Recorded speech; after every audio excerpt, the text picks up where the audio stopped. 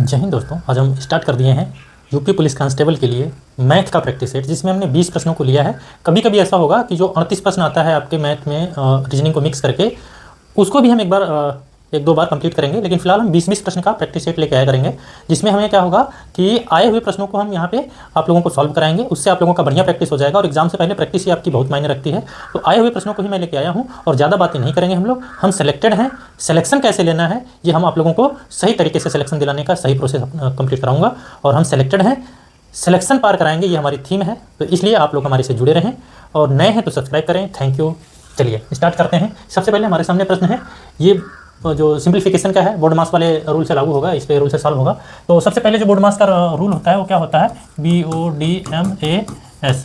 इसका जो full form होता है, ब्रैकेट होता है, ऑफ होता है, डिवाइड होता है, मल्टीप्लाई होता है, एडिशन होता है, सब्ट्रैक्शन होता है। तो सबसे पहले ये सब सॉल्व होगा। तो ब्रैकेट में भी सबसे पहले कौन सा ब्रैकेट होता है, बड़ा ब्रैकेट, फिर उसके बाद मझला ब्रैकेट, उसके बाद छोटा ब्रैकेट, इस टाइप से, और बार ब्रैकेट। अगर ये सब नहीं होता है, ये सब नहीं होता है तो उसके बाद हम सीधा ऑफ पे आते हैं। ऑफ भी नहीं है तो डिवाइड पे आ जाएंगे। अगर डिवाइड दिखाई दिया तो सबसे पहले क्या होगा, डिवाइड होगा। तो डिवाइड किनके बीच में, इनके बीच में डिवाइड है, तो सबसे पहले डिवाइड होगा। और उसी के बाद अगर उसी स्टेप में कोई प्लस माइनस के बाद में या उसके बीच में, प्लस माइनस के बीच में या अलग टर्म दिखाई दे, प्लस या माइनस के बाद या उससे पहले, तो उसको भी उसी स्टेप में सॉल्व कर सकते हैं। यानी ये वाला मल्टीप्लाई आपको दिखाई दे रहा होगा, माइनस के बाद में है, वो सेपरेट टर्म हो जाएगा और ये वाला सेपरेट टर्म हो जाएगा, सेपरेट पद हो जाएगा। तो हम इसको इसी स्टेप में सॉल्व करते चलते हैं। ये हो जाएगा 16 और प्लस इसका इसमें भाग करिएगा तो 4 आ जाएगा, माइनस ये 3 चौके 12 हो जाएगा। तो ये पहले हम देखो क्या करते हैं, प्लस प्लस को ऐड कर लेते हैं। जिसके सामने कोई निशान नहीं तो प्लस होता है। 16 4 20 हो जाएगा और माइनस 12 हो जाएगा। तो 20 में से 12 घटाइएगा तो क्या आ जाएगा आपका 12 यानी 8 आंसर आ जाएगा आपका। 8 कौन से ऑप्शन में है, ये वाला ऑप्शन आपका सही हो जाएगा। हम जो तरीके से अप्लाई कर रहे हैं, जो तरीके अप्लाई कर रहे हैं, जिस तरीके से सॉल्व कर रहे हैं, वो हमारा बेसिक तरीका, मैक्सिमम बेसिक तरीका होगा। इसलिए तो घबराइएगा मत अगर मैं कुछ ज़्यादा बोलूँ या कुछ ज़्यादा स्टेप लंबा करूँ। आपको जब समझ में आ जाए तो आप खुद स्टेप को गायब करने लगेंगे। तो हम बेसिक तरीके से पढ़ा रहे हैं, इसलिए हमारा थोड़ा सा लंबा हो सकता है, आप लोगों को समझ में ऐसे दिक्कत आ सकती है थोड़ी सी। तो देख लीजिएगा, मैनेज कर लीजिएगा।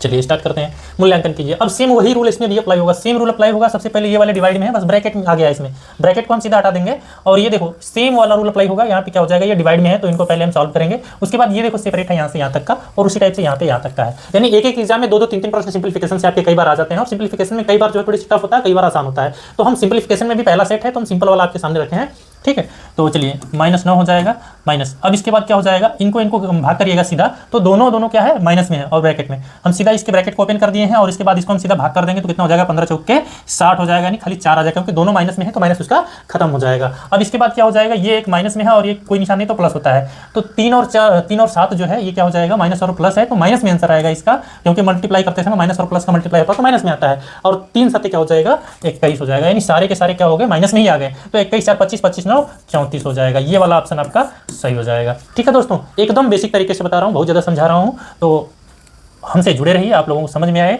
तो प्लीज़ चैनल को सब्सक्राइब करके रखें। अब इसके बाद क्या हो जाएगा, ये भी सिंप्लीफिकेशन का ही है। ये थोड़े से उसमें टाइम टेकन टाइप के हो गया, टाइम टेकन टाइप का हो गया। इसमें भी पूरा का पूरा जो बोर्ड मास का रूल जो होता है ना, वो पूरा इसमें अप्लाई हो जाएगा, पूरा अप्लाई होगा। तो सबसे पहले ध्यान दीजिएगा, ये इसके साथ सॉल्व नहीं हो सकता है, क्योंकि ये इसके साथ मल्टीप्लाई में, ये जो है ना इसके साथ मल्टीप्लाई में, पूरे ब्रैकेट के साथ, ठीक है, पूरे ब्रैकेट के साथ ये मल्टीप्लाई में है, इसलिए सॉल्व नहीं हो सकता है। अब जो बोर्ड मास का नियम होता है, सबसे पहले जो अंदर वाला ब्रैकेट होता है, जो सबसे छोटा ब्रैकेट होता है, वहां से सॉल्व होते हुए बाहर की तरफ आते हैं।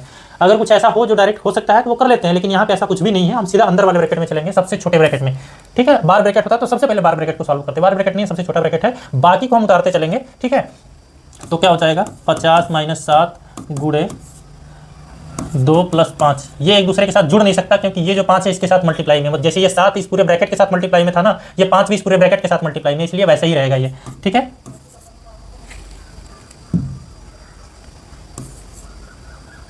16 - 2, अब ये 2 भी जो आपका है इसके साथ ब्रैकेट में है, और ब्रैकेट के बीच में क्या होता है, मल्टीप्लाई का निशान होता है। और ये 6 में से 5 घटेगा तो 1 आ जाएगा। फिर इधर क्या है आपका, गुणे 8 है, उसके बाद माइनस 31 हो जाएगा, सॉरी भाग 31 हो जाएगा। अब इसके बाद क्या हो जाएगा, ये भी फिर से उतर जाएगा, ये 2 ऐसे रह जाएंगे, +5, 16 - 2 गुणे, अब ये डायरेक्ट इसको सॉल्व कर लीजिएगा, 2 आ जाएगा। और गुणे क्या हो जाएगा, सीधा इसको पूरा एक बार में सॉल्व कर लीजिए, 2 गुणे 1 गुणे 8, तो कितना हो जाएगा, 8 दूनी के 16 हो जाएगा आपका। ये आपका सीधा 16 हो जाएगा इस ब्रैकेट के अंदर में, भागे 31 हो जाएगा। 50 - 7 गुणे 2 प्लस ये 5 हो जाएगा, और इस पूरे ब्रैकेट को सॉल्व कर लीजिए तो कितना आ जाएगा, 16 में से 16 को घटाइएगा तो क्या आ जाएगा, 0 आ जाएगा, भागे क्या हो जाएगा, 31 हो जाएगा। अब ये जब 0 हो जाएगा, 0 में भाग करिएगा 31 से तो कोई मतलब ही नहीं रह जाएगा, वो 0 ही आएगा। मतलब बस केवल यहाँ से यहाँ तक का आपका क्या हो जाएगा, 0 हो जाना है, क्योंकि 0 से पहले आपका अगर गुणा भी कर लेते हैं, या अब इसके बाद क्या कर दीजिएगा, ये जो पूरा ब्रैकेट आएगा, ब्रैकेट के ही साथ तो ये भाग है, तो ये जो 0 आएगा, 0 से भाग करिएगा, 0 में भाग करिएगा 31 से तो 0 आ जाएगा, उसका मल्टीप्लाई कर दीजिएगा इसमें तो क्या आ जाएगा, ये ब्रैकेट है, इस 0 में 31 का भाग करिएगा तो 0 आ जाएगा, उस 0 से जो है 5 में गुणा करिएगा तो 0 हो जाएगा, मतलब यहाँ से यहाँ तक का पूरा 0 हो जाएगा। क्या बचेगा, 50 माइनस 7 गुणे आपका इस पूरे ब्रैकेट में खाली क्या बचा, 2 बचा, तो ब्रैकेट को समाप्त कर देंगे।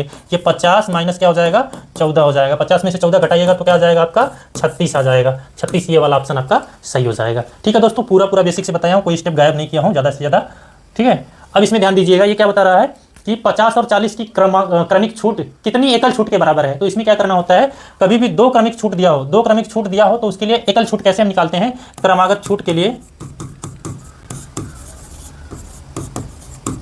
फार्मूला होता है, क्या होता है भाई, x plus y minus x y बटा के 100 होता है। तो क्या हो जाएगा, यहाँ पे कितना कितना है, 50 प्लस 40 है, माइनस 50 गुणे 40 बटा के 100 हो जाएगा। अब ये क्या आ जाना है आपका, इसका सीधा 5 चौक के 20 हो जाएगा, ये दोनों जीरो से कट जाएगा। अब 50 40 ये 90 हो जाएगा, और माइनस ये 5 चौक के 20 हो जाएगा, तो घटने के बाद क्या हो जाएगा, 70 हो जाएगा। ठीक है दोस्तों, ये इस तरीके से हम कर सकते हैं।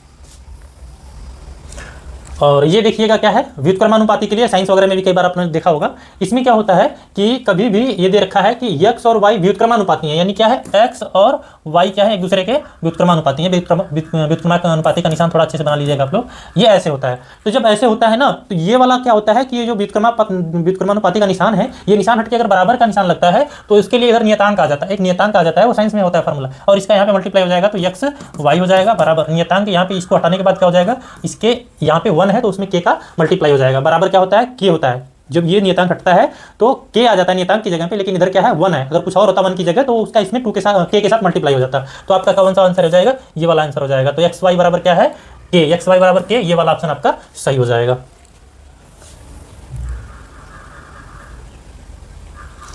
अब देखिए क्या बता रहा है, x का 4% बराबर 48 है, तो x के बराबर क्या होगा, चलिए निकालते हैं। x बराबर x का मिस होता है गुणा 4%, मतलब 4/100 बराबर दिया है 48। ठीक है, अब इसके बाद क्या होता है कि अगर ये यहाँ से अगर ऊपर ऊपर का होता है, अंश अंश होता है तो कटा दिया जाता है, बराबर के इस पार से उस पार में, सब कुछ अगर मल्टीप्लाई में हो तब, मल्टीप्लाई में और बराबर में हो तब के लिए। तो ये इधर से इधर कटेगा तो कितना हो जाएगा, 4 एकम 4 और 4 दूनी के 8 हो जाएगा, और इसका इसमें गुणा हो जाएगा तो x बराबर क्या हो जाएगा, 1200 हो जाएगा। 1200 कोई ऑप्शन होगा तो वो सही हो जाएगा, ये वाला ऑप्शन आपका सही हो जाएगा। ठीक है,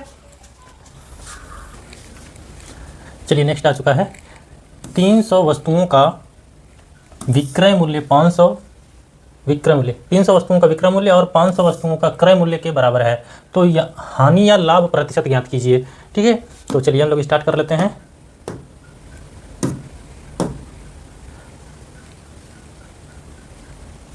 चलिए अब हम इसमें क्या करेंगे कि हमें दिया है 300 वस्तु और 500 वस्तु तो दे दिया है, लेकिन हमें क्या ज्ञात करना है, इनमें सीपीएसपी के बारे में जानना है, क्रय मूल्य और विक्रय मूल्य के बारे में कुछ ऐसे जानेंगे, तभी हम कुछ और कर पाएंगे। तो हम उन्हें पहले मान लेते हैं,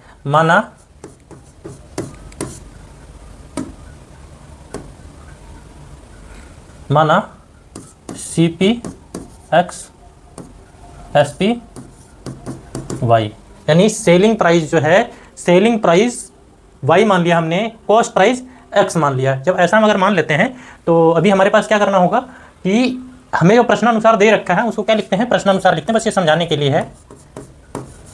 ठीक है, क्या लिखते हैं, क्या दिया हुआ है कि 300 वस्तुओं का विक्रय मूल्य, 300 वस्तु है और आपको यहाँ पे विक्रय मूल्य यानी कॉस्ट, सेलिंग प्राइस यहाँ पे आपको पता चल जाता है, और आपको वस्तुएं कितनी है, उनके वस्तुओं का विक्रय मूल्य आपको निकालना है, तो कैसे उनका मल्टीप्लाई कर देंगे। तो वो मल्टीप्लाई करने के बाद किसके बराबर आ रहा है, 300 तो वस्तु है, 300 वस्तु है और उसका सेलिंग प्राइस क्या है, y है, और उसके बाद क्या हो रहा है कि 500 वस्तु है, उसका कॉस्ट प्राइस कितना हो रहा है, तो कॉस्ट प्राइस x है।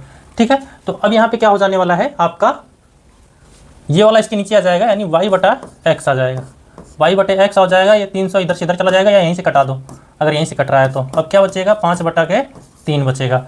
अब ये पता चल रहा है ना कि ये y जो आपका सेलिंग प्राइस है और x क्या है, कॉस्ट प्राइस है, मतलब कि क्रय मूल्य और विक्रय मूल्य इसमें दे रखा है। तो आपका क्या बता रहा है कि ये जो x है ये आपका क्या है, क्रय मूल्य है। जो क्रय मूल्य है कितना है, 3 है, और विक्रय मूल्य कितना है, 5 है। तो यानी ये 3 से जो 5 हुआ है तो इसमें कितने का अंतर आया है, 2 का अंतर आया है। यानी कितना लाभ कमाया है, 3 का था और कितना का बेच रहा है, 5 का, 2 का लाभ कमा लिया है। तो जब ये आपको लाभ पता चल जाए तो अब हम क्या कर सकते हैं, जब लाभ पता चल जाए तो लाभ प्रतिशत याद करेंगे। लाभ प्रतिशत बराबर क्या होता है, लाभ बटे क्रय मूल्य गुणे 100। तो कितना है, 2 रुपये का लाभ हो रहा है 3 पे, गुणे 100। तो अब ये हो जाएगा 200 बटे 3 हो जाएगा। जब भाग करिएगा तो 3 छक्के 18 और फिर से 3 छक्के 18 दशमलव कुछ आ जाएगा। तो कितना हो जाएगा, 66 दशमलव। इसमें कोई ऑप्शन है तो वही सही होगा, 66 वाला एक ही ऑप्शन है। तो 66 सही क्या है, 66 सही 2 बटे 3 है। तो ये वाला ऑप्शन आपका सही हो जाएगा। ठीक है, इस तरीके से हम कर सकते हैं, एकदम सिंपल सा है। हमें ये जो प्रश्नानुसार यानी जो हमें स्टेटमेंट दे रखा है उस स्टेटमेंट के बेस पे हमने रख दिया है सब कुछ, उसके बाद आसानी से सॉल्व हो रहा है। ठीक है, चलिए नेक्स्ट देखते हैं। एक व्यक्ति किसी वस्तु को 217 रुपये में बेचता है जिससे उसे 8.5% का लाभ प्राप्त होता है। वस्तु का क्रय मूल्य कितना होगा, क्रय मूल्य ज्ञात करना है। तो क्रय मूल्य बराबर फार्मूला क्या होता है, सीपी बराबर क्या होता है, एसपी गुणे 100 बटा के 100 प्लस क्या हो जाएगा, प्रॉफिट परसेंटेज हो जाएगा। ठीक है, ये फार्मूला होता है, इस पे वैल्यू सबकी रख दीजिए। आप इसकी जो वस्तु की क्या है, सेलिंग प्राइस, यानी किसी वस्तु का इतना रुपये में बेचता है तो ये आपकी क्या हो जाएगी, सेलिंग प्राइस हो जाएगी। सेलिंग प्राइस कितना दे रखा है, 217 दे रखा है, गुणे 100 बटा के क्या हो जाएगा, 100 प्लस 8.5 हो जाएगा, 100 प्लस 8.5 हो जाएगा। तो इसको तो वैसे रहने दीजिए अभी। अब ये हो जाएगा कितना, 217 गुणे 100 रहेगा। अब ये नीचे ऐड कर दोगे तो कितना हो जाएगा, 108.5 हो जाएगा, 108.5 हो जाएगा। यानी 1085 सीधा सीधा कह सकते हैं अगर नंबर में लिया जाए तो। ठीक है, गर्मी बहुत है भाई। अब इसके बाद 217 को कटाइए, कितना से कटेगा, सबसे पहले 7 से ही कटा दीजिए। तो 7 त्रिक 21 हो जाएगा और 7 एकम 7 हो जाएगा। और यहाँ पे भी कुछ कटेगा क्या, तो यहाँ पे हो जाएगा 7 एकम 7 हो जाएगा। और इधर कितना हो रहा है, 8 हो रहा है, और इधर 3 बच रहा है तो 38 हो जाएगा। तो 7 पचे 35 हो जाएगा, और इधर से 3 बच रहा है तो ये 35 हो जाएगा, 7 पचे 35। यानी अब क्या बच गया आपका, 31 गुणे 100 बटे 15.5। अब ये कितना कट जाएगा आपका, 30 5 150 होता है तो 31 5 155 हो जाएगा।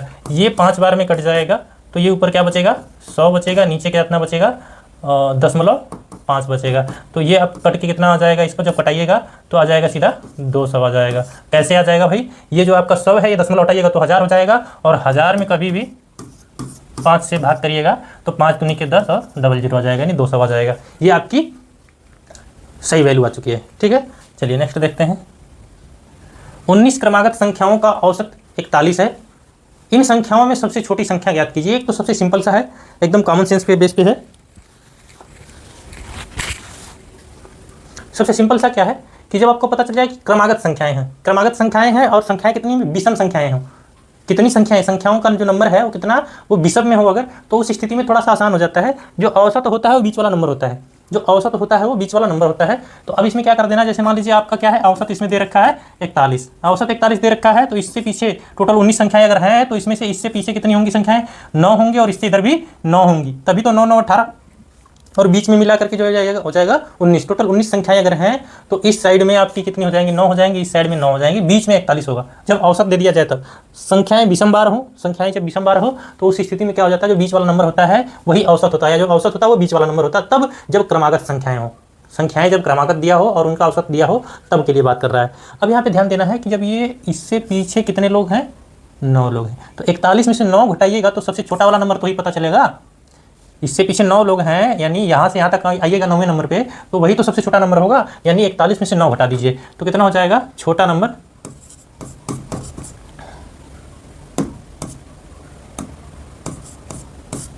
छोटा संख्या क्या हो जाएगा, 41 माइनस 9, 41 माइनस 9 कितना आ जाएगा, 32 आ जाएगा। इस वाले ट्रिक से, इस वाले तरीके से हम क्या करते हैं, सबसे छोटी और सबसे बड़ी संख्या निकाल सकते हैं। सबसे छोटी संख्या में निकल गई हैं, तो अब जब ये बोल दिया है क्रमागत संख्याएं हैं तो अगली संख्या क्या हो जाएगी, 32 के बाद 33 34 35 36 से क्रम से संख्याएं हो रही हैं। ठीक है, तो हमारा आंसर यहीं से आ गया, इतना से ही आ गया। लेकिन हम इसको अगर प्रॉपर लगाना चाहें तो कैसे लगा सकते हैं, इसमें हम संख्याओं को क्या क्या मानेंगे, x, x+1, x+2, dot dot dot dot क्या हो जाएंगी, x प्लस 18। अगर 19 है तो x प्लस 18 हो जाएगा। और फार्मूला क्या होता है योगफल के लिए, इन सभी का योगफल कैसे निकलेगा, योगफल क्या होगा, तो Sn बराबर क्या होता है, n/2 होता है और ब्रैकेट में a प्लस l होता है, a प्लस l होता है। यानी इसमें आपको l यानी लास्ट पद पता है और फर्स्ट पद पता है, तो ये फार्मूला लगा लेते हैं। अगर ये नहीं होता है तो दूसरा फार्मूला होता है 2a plus n-1 into D होता है। अभी इस फार्मूले से अभी आपका लग सकता है, तो n पदों की संख्या कितनी है, 19 है, बटा के 2 हो जाएगा। a कितना है, x है प्लस, उसके बाद l कितना है, x प्लस 18 है, x प्लस 18 है। अब कितना हो जाएगा, ये 19/2 हो जाएगा और ये कितना हो जाएगा, 2x प्लस 18 हो जाएगा। इससे अब क्या होगा कि आपका जो योगफल आ जाएगा, डायरेक्ट मैं कटा पिटा दे रहा हूँ, ये दोनों में से कॉमन निकलेगा 2, वो कट जाएगा 2 से, तो कितना हो जाएगा 19 और ब्रैकेट में आ जाएगा कितना, x प्लस 9 आ जाएगा। ये आपका योगफल आ गया। जब योगफल आपको पता चल जाए तो उसके बाद आप क्या कर सकते हैं, क्या तरीका लगा सकते हैं किसको ज्ञात करने के लिए, योगफल अगर आपको पता चल जाए तो औसत ज्ञात करने का फार्मूला क्या होता है, तब औसत बराबर क्या हो जाएगा, योग बटा नंबर। तो 41 दे रखा है और ये कितना दे रहा है, 19x प्लस 9 बटा के कितनी संख्याएं हैं, 19 है, तो ये इससे कट जाएगा। तो आपकी जो x प्लस 9 बराबर आ जाएगा क्या, 41। और वही सेम चीज़ हमने यहाँ डायरेक्ट बता दिया था। ये आप क्या आ जाएगा, x की जो वैल्यू आएगी वो 41 में से 9 को घटा करके आएगी। तो x बराबर अब यहाँ से क्या आ जाने वाला है आपका, x बराबर 9 आ जाएगा, सॉरी 32 आ जाएगा।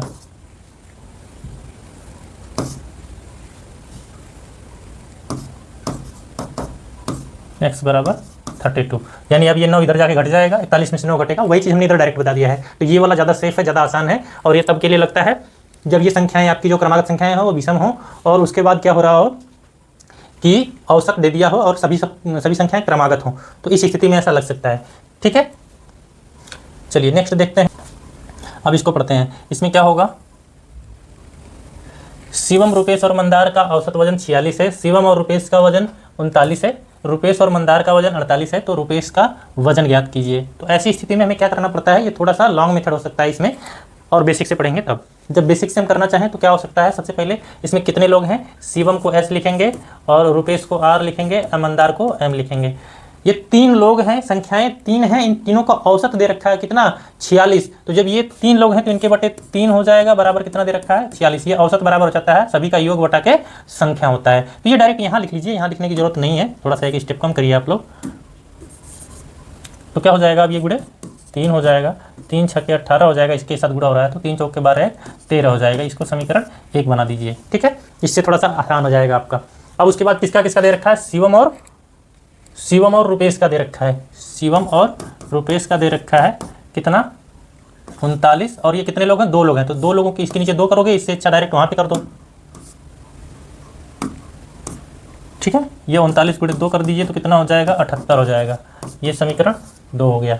अब इसके बाद क्या हो जाएगा, इसी प्रकार से किसका किसका दे रखा है, रुपेश और मंदार का, R प्लस M का कितना हो रहा है, 48 kg, 48 इंटू 2 हो जाएगा तो कितना आ जाएगा, 96 आ जाएगा। 48 दूनी के 96 आ जाएगा, 2 8 16, 2 चौके 8 9 हो जाएगा, यानी 96 सही है।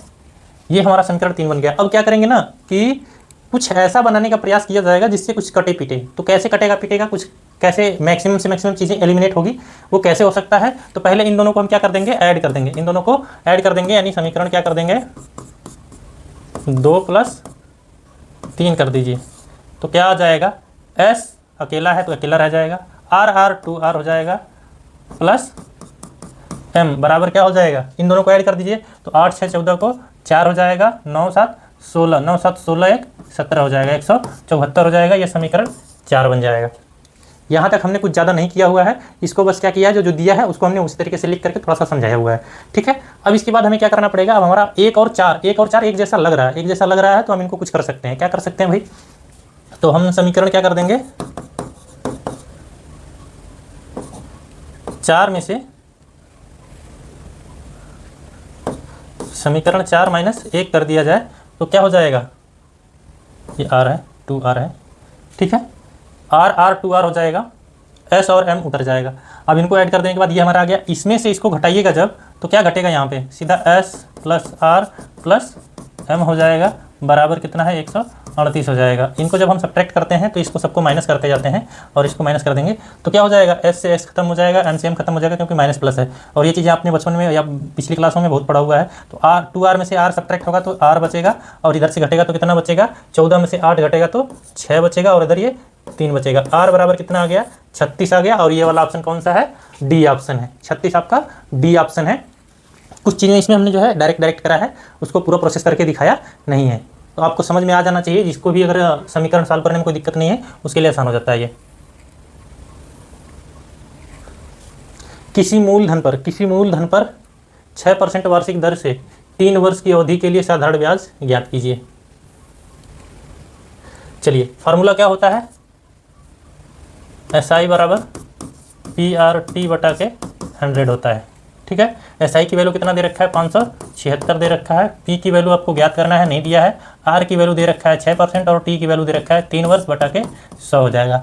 इनको कटा दीजिए, ये इसे कटा देगा तो कितना हो जाएगा, 3 एक कम 3 हो जाएगा, 2 बचेगा, इधर 27 हो जाएगा, 3 9 27, 3 दूनी के 6 हो जाएगा। ये कट करके इतना आ गया। अब इस 6 से कटा दीजिए इसको तो कितना हो जाएगा, 6 त्रिक के 18 हो जाएगा, 1 बच के इधर हो जाएगा तो 12 हो जाएगा। यानी इधर आ गया 32 और इधर क्या आपका रह गया P बटा 100। ये सब इसके साथ मल्टीप्लाई हो जाएगा तो आपका P बराबर क्या आ जाएगा, 3200। तो ये आपका आंसर आ चुका है। ठीक है, इस तरीके से हम इतना सिंपल तरीके से सॉल्व कर सकते हैं। ये बेसिक तरीका है, इससे और कुछ भी आसान नहीं किया जा सकता है। ठीक है दोस्तों, इससे शॉर्टकट बेसिक वाले में नहीं किया जा सकता है। जब हम एकदम शॉर्टकट पढ़ते हैं तब के लिए अलग का मैटर है। ठीक है, यदि समान ब्याज दर पर 2 वर्षों में साधारण ब्याज 42 है और तथा चक्रवृद्धि ब्याज 43 है तो मूलधन ज्ञात कीजिए। मूलधन ज्ञात करना है तो इसके लिए आपको जो सिंपल वाला तरीका पता हो गया है कि साधारण ब्याज कैसे निकलता है, ऊपर हमने दिखा दिया।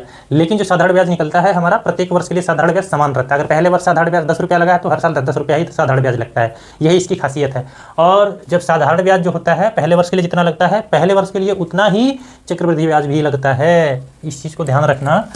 जो SI और CI है ये फर्स्ट ईयर के लिए सेम रहता है। अब सेम रहता है तो कितना होगा, ये कितने वर्ष के लिए, दो वर्ष के लिए दिया जा रहा है और दो वर्ष में उसको साधारण ब्याज कितना मिला है, 42 मिला है। 2 वर्ष में 42 मिला तो 1 वर्ष में 21 मिलेगा, उसका आधा मिलेगा 1 वर्ष में। 2 वर्ष का टोटल मिला हुआ उसको ब्याज कितना, तो ये मिला है आपको 42 मिला हुआ है। 42 का आधा कर देंगे तो 21 हो जाएगा। यानी 21 पहले वर्ष के लिए है, 21 पहले वर्ष के लिए है। और अभी हमने बताया कि जो साधारण ब्याज होता है और चक्रवृद्धि ब्याज होता है दोनों वर्ष के लिए, पहले वर्ष के लिए दोनों समान होता है। इसका 21 आएगा तो इसका भी 21 आ जाएगा। अब इसका दूसरे वर्ष के लिए क्या हो जाएगा, सेकेंड ईयर के लिए क्या हो जाएगा, इसका अगर 21 रहेगा तो इसका भी 21 तो रहेगा, लेकिन इसका जो पहले वर्ष का ब्याज है इसके ऊपर भी ब्याज मिल जाता है। वही कितना आया है, 1 आया है, जो इसके ब्याज से इतना अधिक है। इसका उसका 42 है, इसका कितना है 43 है, 42 और 43 है।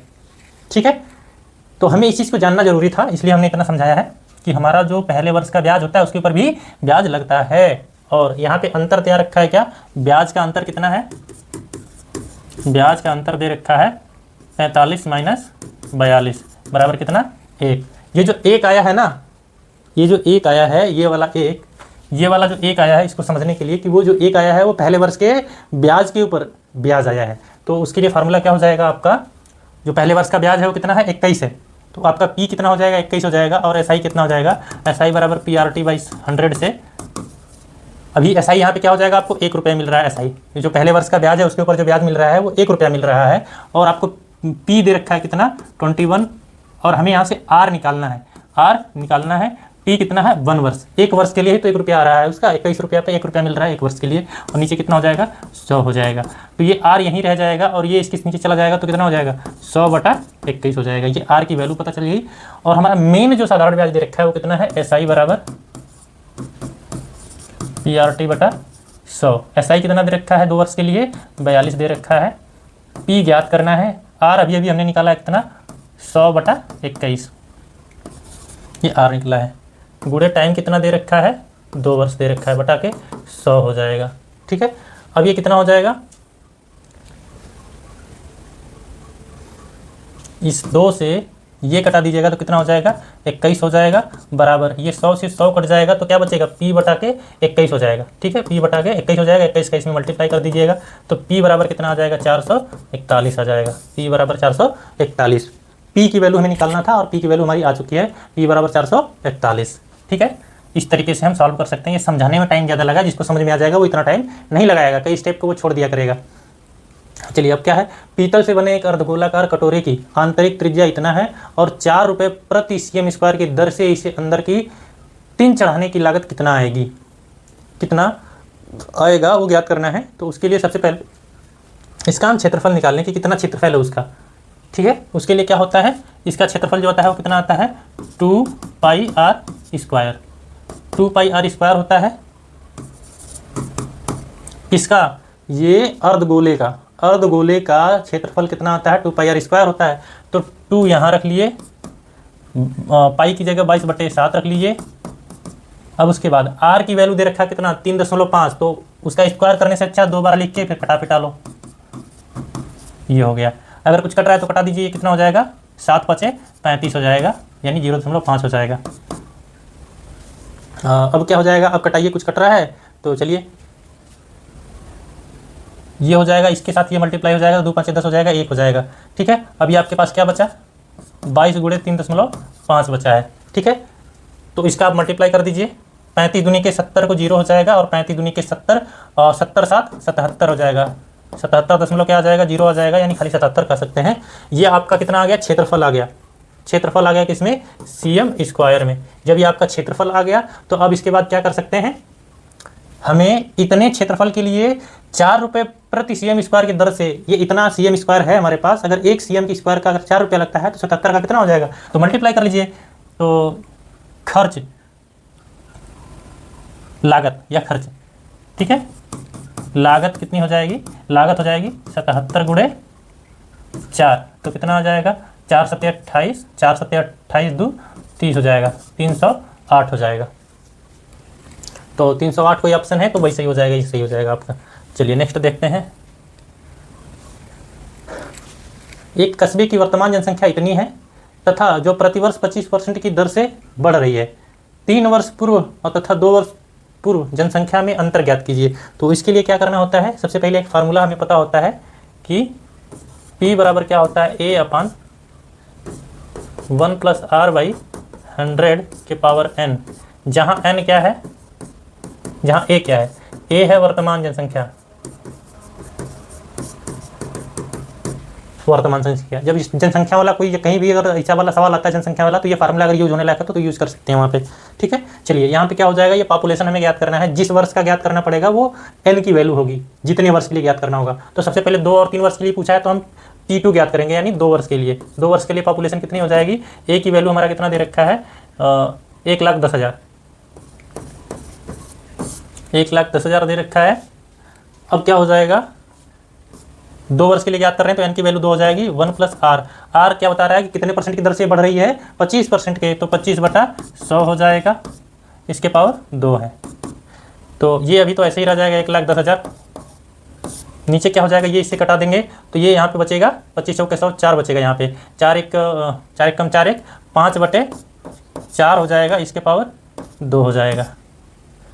तो इसकी वैल्यू क्या आ जाएगी 25/16, इसको कटा दीजिए, 1,10,000 बटे कितना आ जाएगा 25/16। कोई कुछ कट रहा है किसी से तो कटा दीजिए, इसका कटा पिटा के कितना आ जाएगा,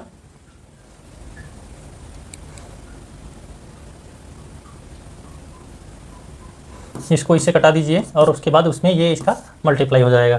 तो कितना आ जाएगा 25 चौके 100 हो जाएगा, फिर ये 25 चौके 100 हो जाएगा, 2 0 बचेंगे, गुणे 16, डबल 0 तो ये रह जाएगा,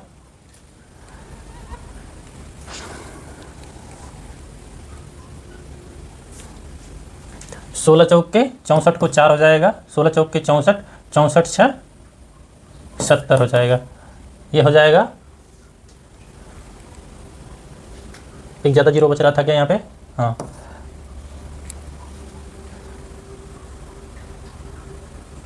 सॉरी एक 0 कम ही रहेगा, ये सही है। ये 70 400 आ रहा है। फिर उसके बाद क्या आ जाएगा आपका, इसी प्रकार से P3 ज्ञात कर लीजिए। P3 के लिए क्या हो जाएगा आपका, डायरेक्ट रख लीजिए यहाँ पे 1,10,000 बटा कितना हो जाएगा, डायरेक्ट कितना हो जाएगा, इसमें कटा दीजिएगा तो कितना आ जाएगा यहाँ पे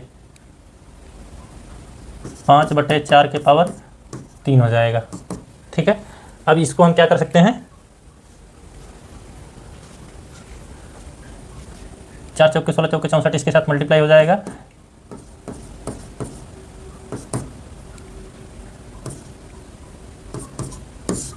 एक 125। या तो फिर इसको हम 25-25 भी लिख सकते हैं गुणे में, 25 गुणे 5 लिख सकते हैं, ठीक है, 25 गुणे 5 लिख सकते हैं। तो अब इसको कटा लीजिए आप। जब इसको आप ऊपर कटाए थे तो कितना आया था, इसको कटाने के बाद 4400 आया था, गुणे 64/5 अभी भी है। तो अब इस कटा दीजिए, ये कितना आ जाएगा, 5 अट्ठे 40, 5 अट्ठे 40 गुणे ये 64 है, 64 हो जाएगा ये। अब इनका मल्टीप्लाई कर दीजिए तो कितना आ जाएगा,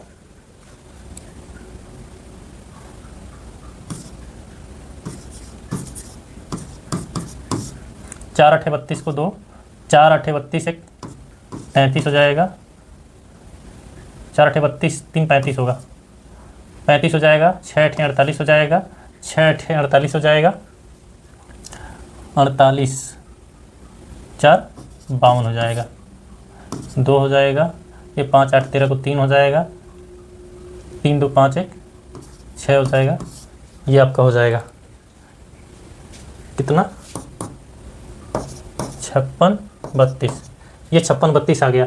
अब इसके बाद ये पूछ क्या रहा है कि 3 वर्ष और 2 वर्ष के पूर्व में जो आया है उसका अंतर ज्ञात करना है आपको, ठीक है। यहाँ पे एक जीरो भी रहेगा। इन दोनों का अंतर 56 320 और 70 400, 70 400, इन दोनों का अंतर कितना आ जाएगा वही पूछा हुआ है। तो घटा लीजिए, तो 56 में से यही लिख देता हूँ, 56 320 में से 70 400 घटेगा तो ये हो जाएगा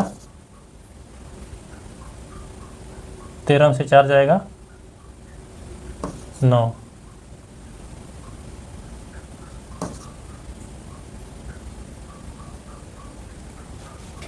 अच्छा, ये उल्टा घटा रहे हैं।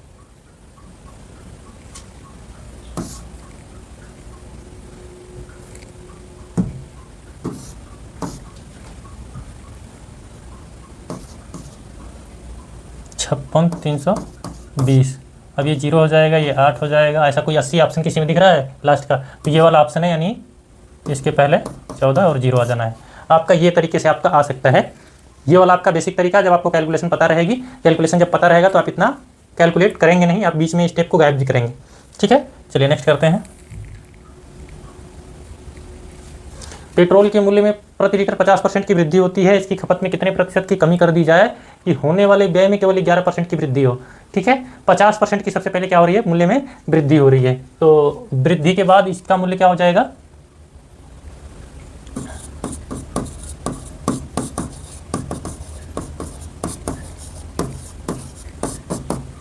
वृद्धि के बाद कितना हो जाएगा, मान लीजिए आपका 100 था, मान लीजिए 100 था तो कितना हो जाएगा, 150 हो जाएगा। 100 से कितना हो रहा है, 150 हो रहा है। और इसमें मान लीजिए ये जो आपका 11% वृद्धि दिया है ना, इसको मान लीजिए खपत को बाद में पूछता है और 11 को पहले लिख देता, तो हम पहले 11% वाला वृद्धि निकाल लेते हैं। अभी 11%, 100 था, मान लीजिए आपने जब माना 100 था मूल्य, 100 मान लिया, तो वृद्धि के बाद मूल्य 150 हो जाएगा। अब व्यय में वृद्धि फिर से कर रहा है तो कितना हो रहा है व्यय में वृद्धि, 11%। व्यय में वृद्धि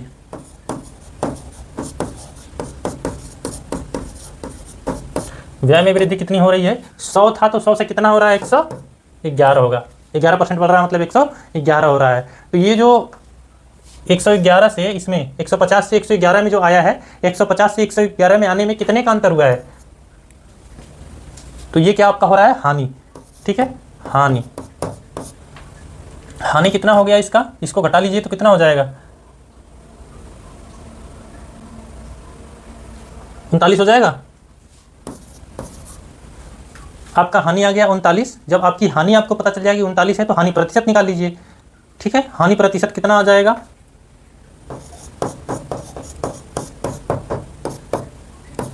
39/150, 11 गुणे 100।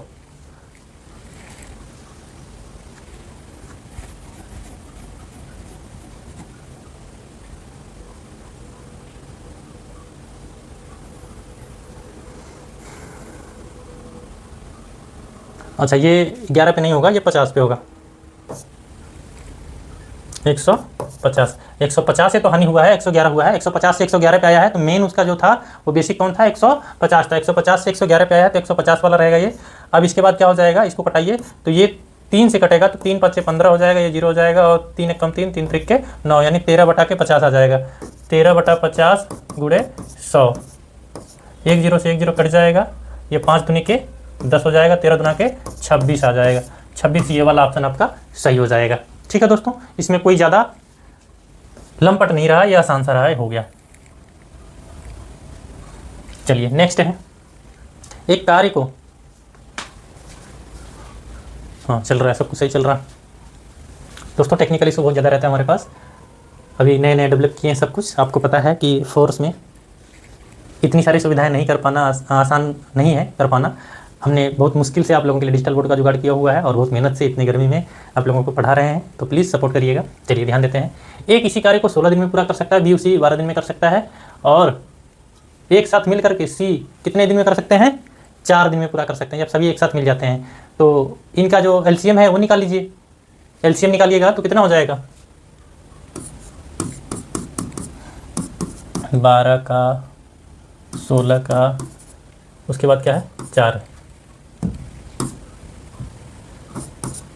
इन सब का एलसीएम आपका कितना आ जाएगा, 48 आ जाएगा। जब एलसीएम आप निकाल लीजिएगा, एलसीएम निकाल लेने के बाद सबकी क्षमता ज्ञात कर लीजिए। ठीक है, ए की क्षमता,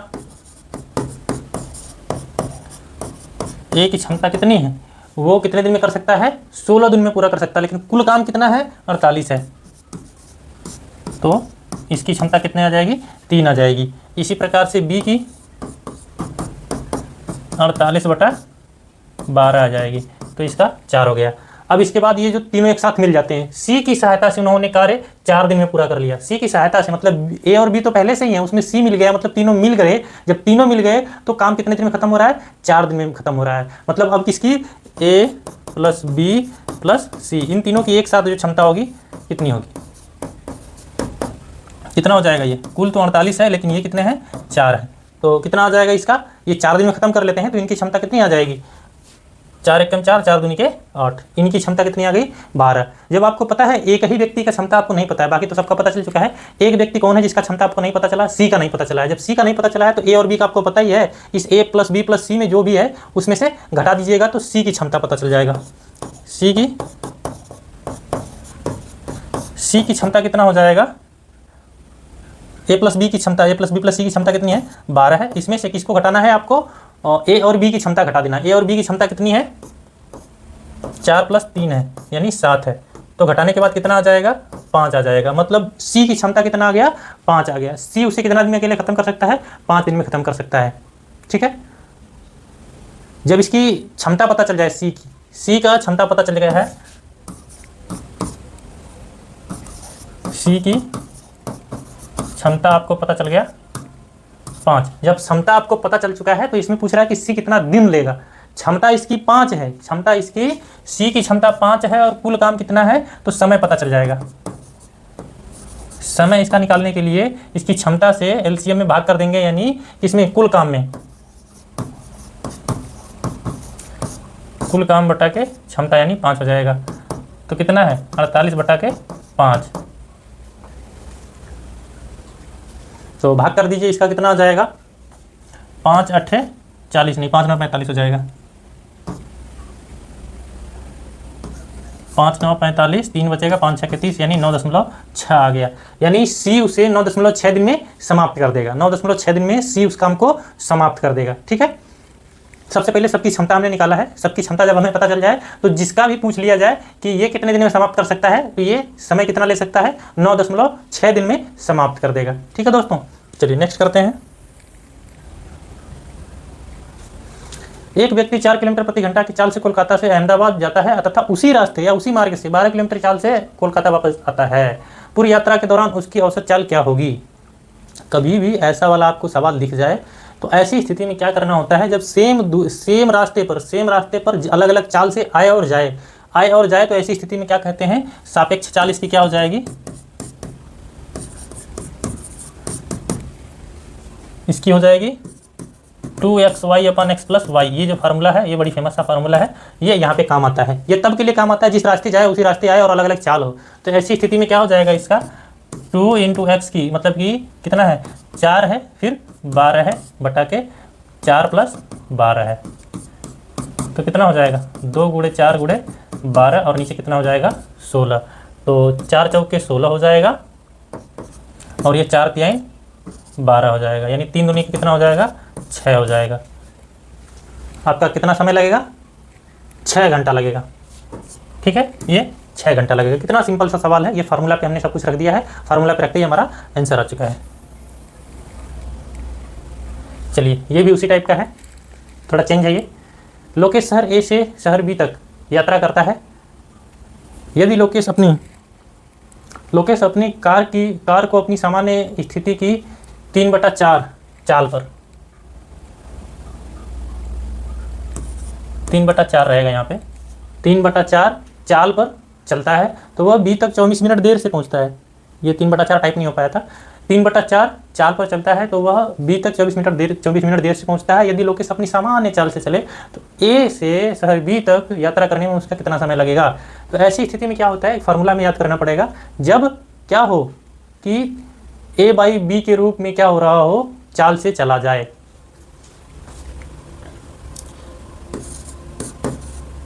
ए बाई बी के चाल से चले तो तथा सी समय लगे तो क्या होता है फार्मूला, इसके लिए फार्मूला होता है ए अपॉन मॉड में ए माइनस बी गुणे सी होता है।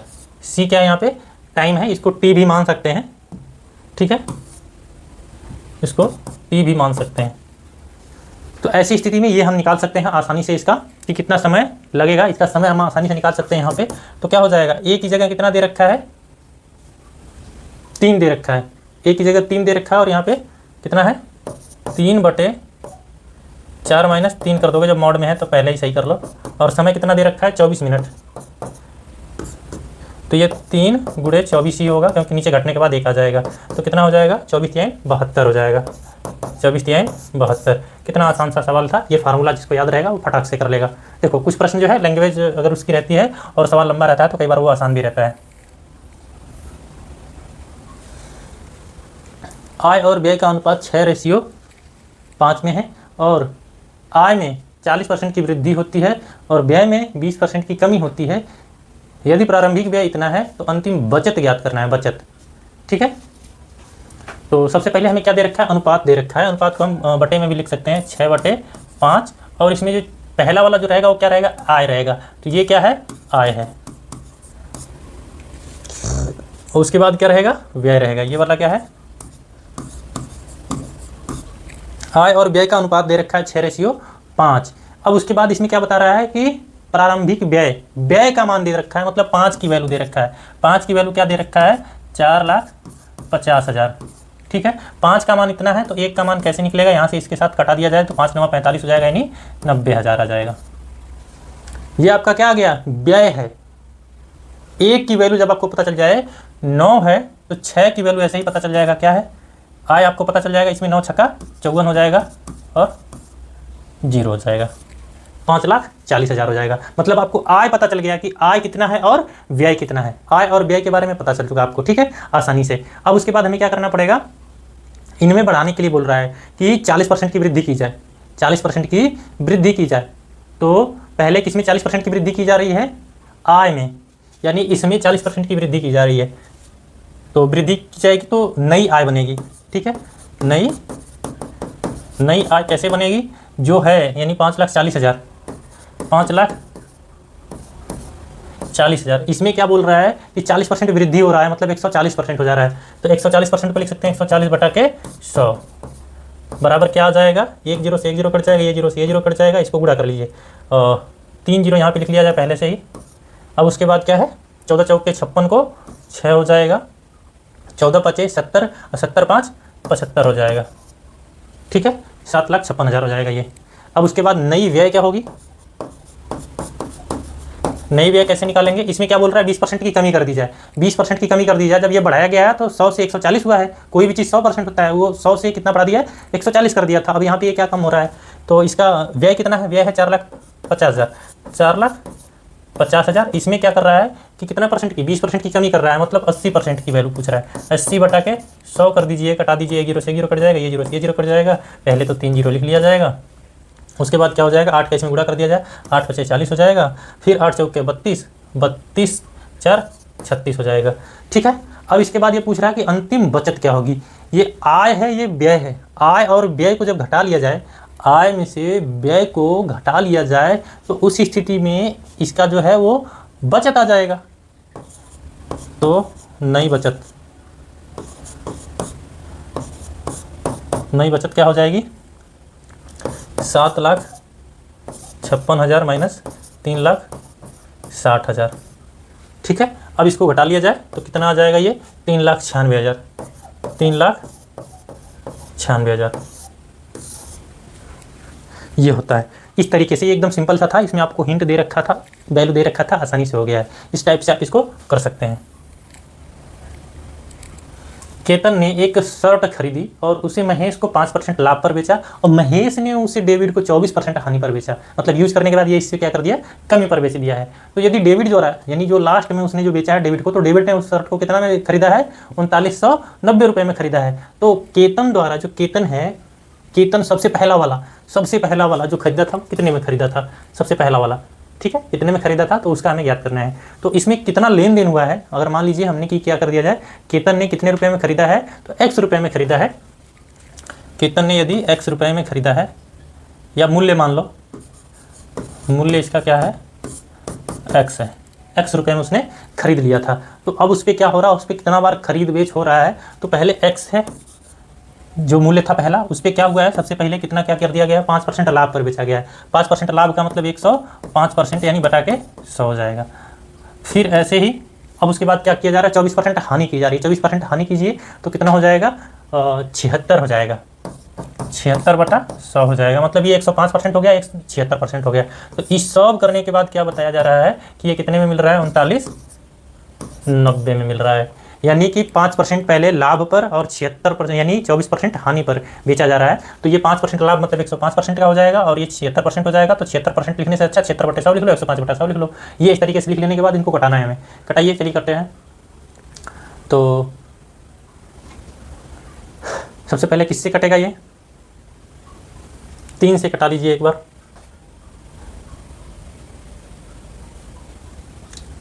9 चौक के 36, 9 से तो कटेगा नहीं, 3 से कटा लीजिए पहले।